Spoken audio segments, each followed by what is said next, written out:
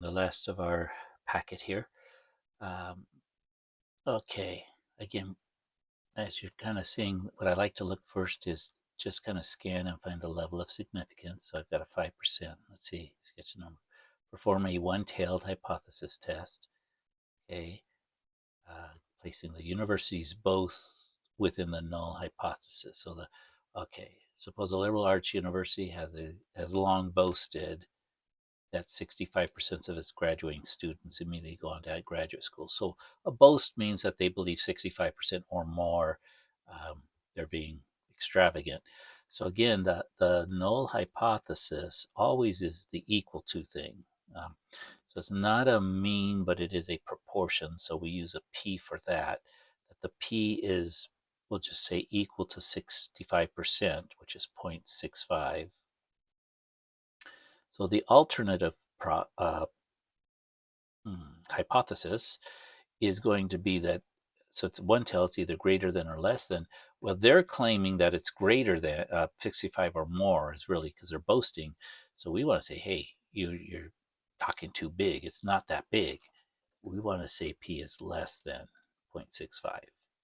Again, because if we reject the null, if we reject the, the claim, we are able to believe, we have evidence to believe that the alternative is what's really the truth. Okay, and what we believe is that there it's less than 65%. Okay, so that's a one-tailed test, and is going to be a left-tailed test. So let's go ahead and get that set up. Um, we want the 5% significance. A left-tailed test is at negative 1.645. So here's negative 1, here's negative 2, 645. There's about 0.5, 645, a little bit more, something in here, right? This is going to give us um, a z or a t. It's actually, whenever we do proportions, it's always z. We don't do a t-test with proportions. So we're going to go with z critical equals negative 1.645. And then this sets up our rejection region. And again, once we do the calculation, if we get a z test statistic that's in the rejection region, then we reject. If it's not in the rejection region, then we fail to reject. Two choices here. Okay, describe the population. I don't know if graduate students going on, well, graduating students from a liberal arts university, from a particular one, right? Because this is uh, if it's not from this university, it's not it. So the population is this university, graduating students. Graduating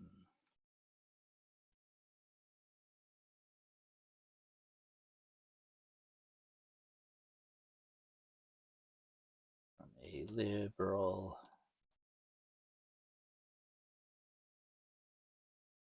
arts university. It's good enough. That's all they need to know. Okay, so let's go ahead and run our test, see what our test statistic is, see whether we reject or fail to reject. Um, this is straightforward as that. So let's back this up, right? We're doing one proportion. Our null hypothesis is, or their claim is 0.65. Our claim is that it's actually less, so that's the alternative. That's good.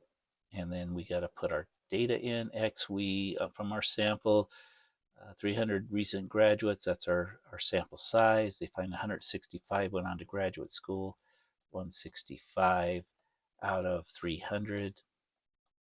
Our significant level that we're using is 0.05.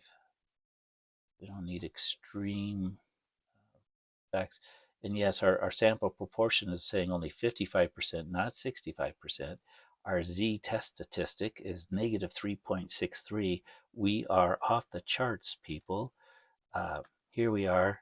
Here's negative 3. We don't even have room to put 365. I guess there'd be like negative 4 would be here. So yeah, it's like this little piece right here.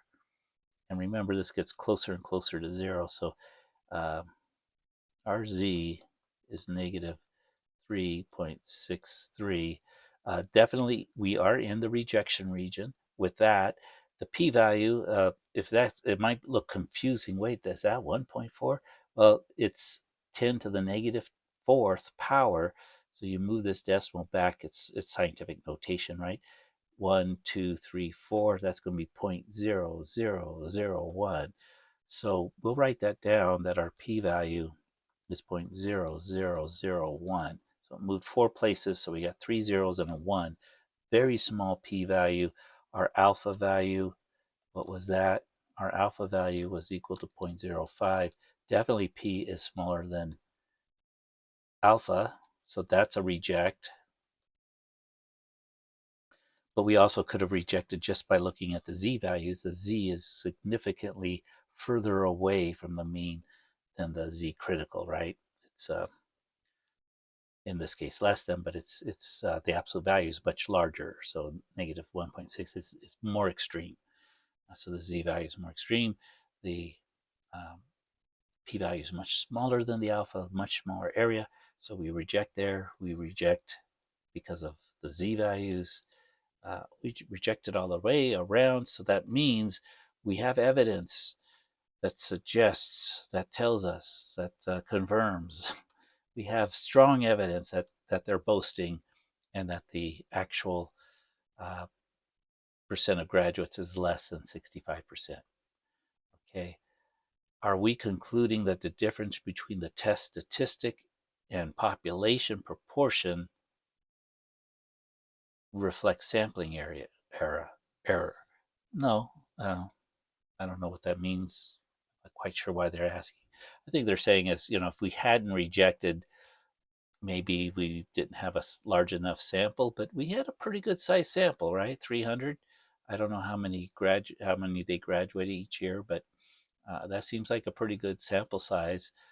Much, 10 times bigger than 30. 30 times 10 is 300. It's pretty big. So I'm not saying that. Should the school continue boasting that 65% of its graduates go immediately on to grad? Well, that's their business, I guess. Um, Maybe they want to tell lies. Some people like, because they benefit maybe by telling that lie. They get more people to come. So a lot of marketing, they're okay with boasting. But if you want to be ethical, so I would say something like that. If they don't want to lie,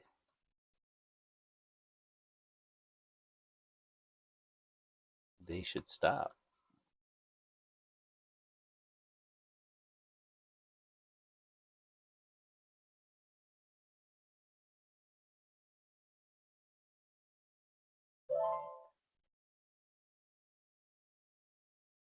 At 65%. Stop posting at 65% go to graduate school.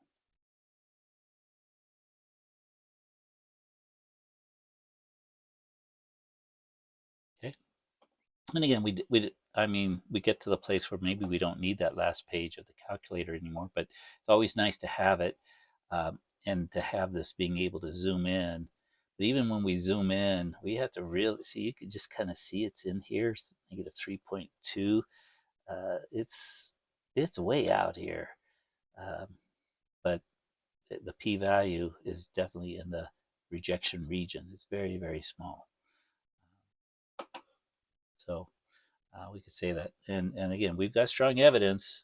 It is less than 65%. But again, some people, they take it to court and they don't like it, so that they appeal and they try to show some other evidence. They could probably find a sample where this is true, but we found a sample where it's not. So, and our statistics say that our methods scientifically proven, that we have that strong evidence with just our one sample. So, um, yeah, all of that. So that's kind of what we're going. It's, will some people still um, do what they're doing? From us, it looks like a lie. Yes, they could. Some people will just believe what they want to believe, but if they don't have the evidence, but that seems to be not an important thing these days. You could just say anything you want without having evidence. Uh, but if you want to have evidence, you have to do what we're doing. And that's what we're teaching you, is to be ethical people um, who use the science of statistics to provide evidence, or when you don't have that evidence, to maybe make adjustments to what you're doing. All right. Thank you very much.